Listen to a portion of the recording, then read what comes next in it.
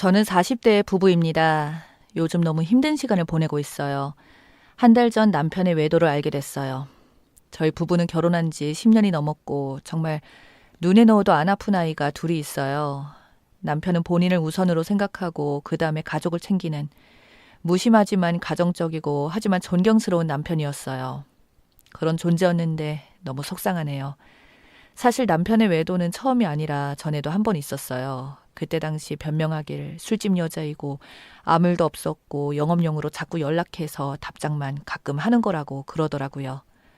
괴로웠지만 깊은 관계라는 증거도 없었고 남편이 그럴 사람이 아니다라는 신뢰가 있어 넘어가기로 했었죠.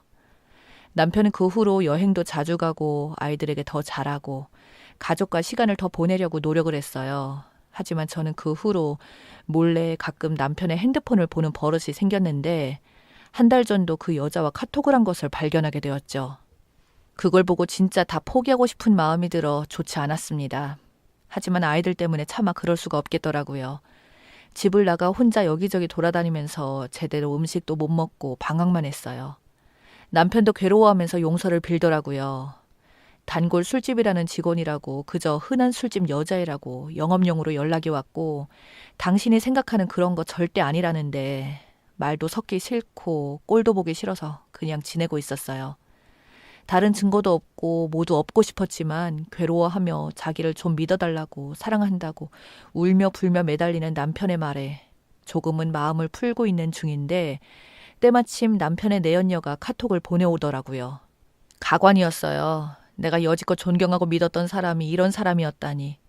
이중성과 배신에 숨을 못 쉬겠더라고요.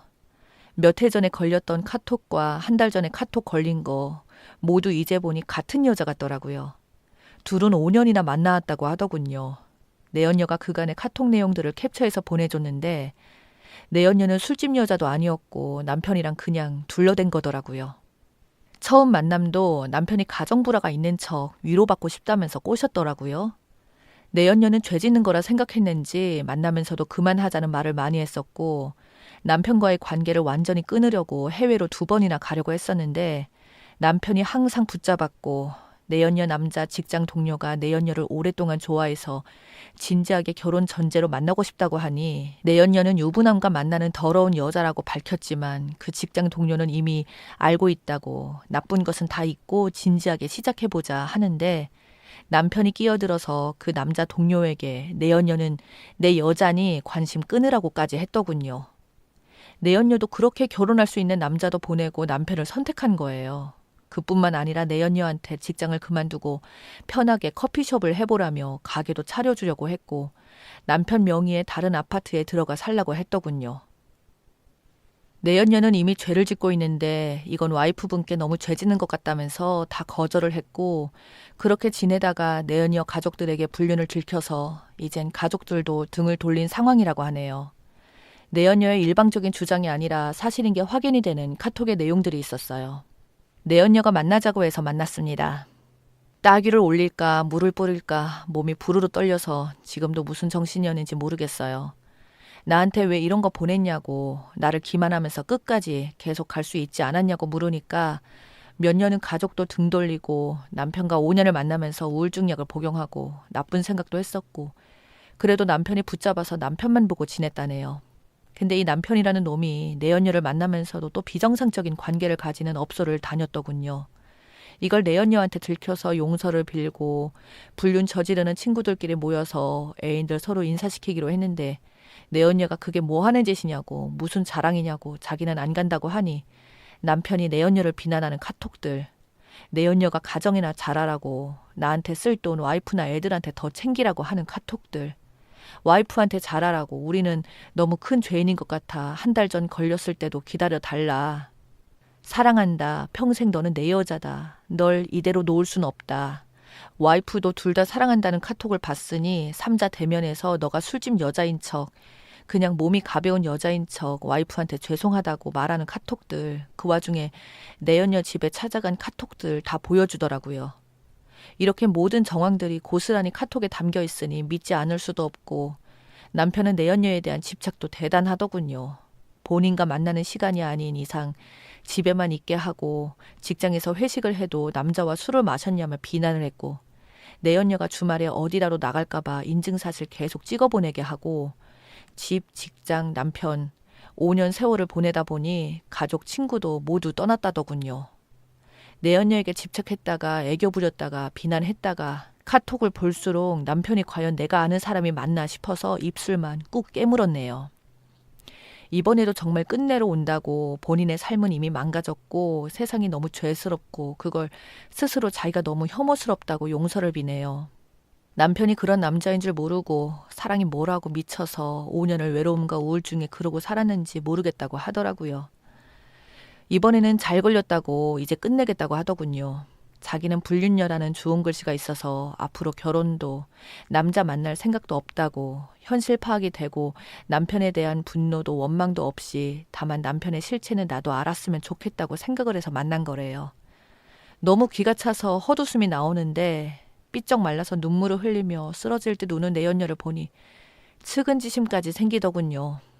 쓰레기 남자를 만나 일생을 망친 나나 너나 내연녀한테 우리 만난 거 남편한테 말하지 말라 그랬어요. 일단 머릿속 정리를 하며 생각할 시간이 필요했거든요. 다 믿지 않을 남편의 언행과 행동, 내가 알던 사람이 맞나, 나를 의심하다가 눈물만 흐르는 시간을 보냈죠.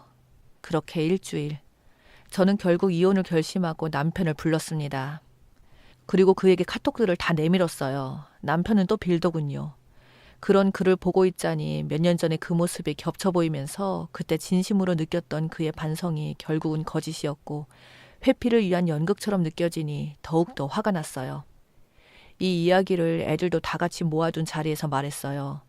애들에게는 제가 미리 말해뒀거든요. 당신이 한 일에 최소 창피했으면 좋겠어서 그런 것이었는데 지금 생각하면 아이들은 빼고 우리 둘이 말했으면 좋았을 것을 싶네요. 당시에 아이들이 초등학생쯤이었고 진실을 보고 아빠를 같이 미워해 주기를 바랬던 이기심이었던 것 같아요. 크게 일을 벌린 것에 비해 순순히 수긍하고 빌더군요. 이게 다 내연녀가 준 카톡 때문이겠죠. 빼도 박도 못하는 증거가 있으니까요.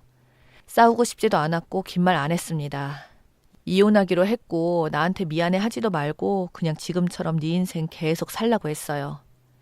아이들 역시 내가 모두 데리고 오기로 했고 재판하면 서로 피곤하니까 재산은 7알만 내놓으라고 했습니다. 처음에는 반발하더니 본인의 직장이나 지인 어느 누구에게도 말 안 할 테니 내놓으라고 했죠. 좋은 직장 다니는데 잘리면 그리고 그런 일로 잘리면 다음에 어디 좋은 직장 들어갈 수가 있겠냐 하고 냉정한 협박을 한 거죠. 저도 제 스스로 무섭다는 생각이 들더군요. 마음 같아서는 여기저기 다 말하고 인생 밑바닥까지 추락시켜버리고 싶기는 한데 아이들도 초등학생이고 앞으로 살아갈 날이 많은데 순간에 제 기분 때문에 앞으로 살아갈 우리 아이들과 저의 생활을 굳이 힘들게 할 필요는 없다고 생각을 했죠. 어차피 그 인간 그렇게 살다가 또 분명 다른 사단이 나서 인생 밑바닥까지 추락을 할 테니까 제가 그냥 생명 연장을 해준 셈 치고 재산이나 많이 받아서 나오기로 한 거죠. 그렇게 재산을 받았습니다. 양육비는 필요 없다고 했어요. 법적으로 양육비가 의무인 건 알지만 하는 꼴을 보면 순순히 줄 사람도 아닌 것 같고 그거 보니까 법으로 되어 있는데 실제로 못 받는 사람도 많더군요. 그냥 우리 아이들에게 얼굴만 비춰줬으면 좋겠다고만 했죠. 근데 참 아이들 평생 안 보고 찾아오지 않으면 양육비 안 줘도 된다고 말하는 요구에 선택하는 저놈을 보고 있자니 정말 어지간히 가족애가 없었구나 하는 생각이 들면서 또 열이 받더라고요. 뭘 믿고 10년을 넘게 살았는지 인생이 참 허무하다는 생각이 들었습니다. 그래도 열심히 살아야죠. 앞으로 우리 아이들만 보며 행복한 삶을 살아가려고 합니다. 그러고 나서 많은 시간이 흘렀네요. 야속하게도 아이들은 아빠를 자주 찾습니다. 아빠는 애들 다시는 안 봐도 된다며 재산을 주고 지 인생 찾겠다고 나갔는데 말이죠. 비록 가면을 썼을지언정 집안에서 다정했던 그의 모습에 아이들은 끝까지 아빠를 좋은 기억으로 남겼나 봅니다. 이혼도 다 정리가 되었고 내연녀를 다시 한번 만났어요. 비록 내연녀여서 나에게 씻을 수 없는 상처를 줬지만 그녀의 마지막 양심 고백은 이혼을 깔끔하게 끝내는 것에 분명 도움이 되었으니까요. 냉정하게 생각해보면 시기가 문제였던 거지 남편의 본성을 경험하고 나니 어차피 나중에 한 번은 터질 문제였다 싶더군요. 오히려 지옥 불구덩이에서 미리 빠져나오게 도와준 것, 그런 것 같은 느낌에 고마운 마음도 들어서 우리 이렇게 이혼하기로 했다 알릴 겸 밥 한 번 샀습니다. 그녀 역시 그 남자로 인해 모든 인생이 파괴된 여자니까 동병상련의 측은지심도 있었습니다. 다시 만난 자리에서 여전히 고개를 못 들고 미안해하며 풀이 죽어 있는 그녀에게 나름 따뜻한 위로를 건넸고 그녀는 다시는 제 앞에 나타나지 않겠다 이야기를 했습니다.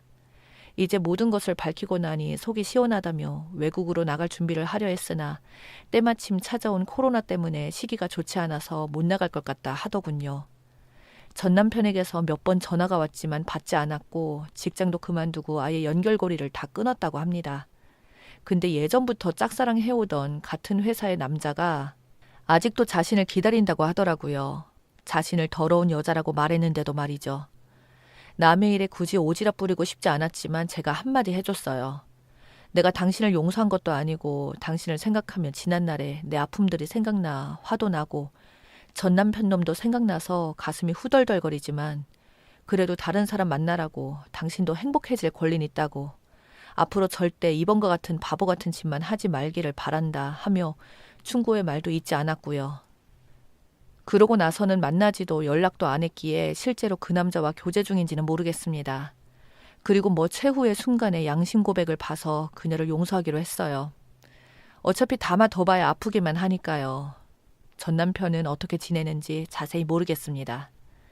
한 가지 확실한 것은 세상을 떠나려는 나쁜 시도를 했다는 것입니다. 저와 헤어지면 그 내연녀를 잡으려고 그렇게 당당했던 것 같습니다. 근데 그녀 역시 잠수를 탔으니 그때서야 상실감이 몰려왔나 봅니다. 또 무슨 엄청난 일들이 있기는 했다는데 시부모님께서는 자세히는 안 알려주시더군요. 뭐 아들의 치부가 되는 이야기겠죠. 제대로 못 살고 있는 것만은 확실히 느꼈어요. 아무튼 시부모님께서 말씀을 하시더군요. 이놈 내가 어떻게든 사람 만들 테니 다시 합치면 안 되겠냐고요. 저는 단호하게 안 된다 말씀을 드렸어요. 그랬더니 시부모님들 역시 어쩔 수 없다며 포기를 하시더군요. 솔직히 아들이 한 행동을 듣고서 가장 먼저 사과하신 분들이 시부모님들이셨어요.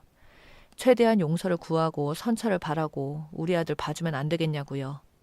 마음은 짠하지만 나는 상처를 받았는데 전화 끊으면서 그동안 감사했다고 인사를 드렸는데 시어머니께서 우시더라고요. 아들 하나 잘못 가르쳐서 내가 이렇게 벌을 받는다 하시면서요. 그 외에 전 남편의 이야기를 해주신 것은 없지만 정황상 폐인처럼 사는 것 같았습니다. 불같은 사랑에 실수는 할 수 있다 칩시다. 하지만 5년이라는 세월이나 불륜을 지속해온 것은 충동적인 게 아닌 거니까 절대 용서를 할 수가 없었어요. 그리고 나서 어느 쪽도 연락이 없습니다. 우리 아이들 가끔씩 아빠 찾는 거 외에는 씩씩하고 건강하게 잘 자라고 있습니다. 아픈 상처가 어느 정도 아물어서 글을 남겨보네요. 염려해 주신 분들 감사합니다. 복 많이 받으셨으면 좋겠습니다. 이만 줄이겠습니다.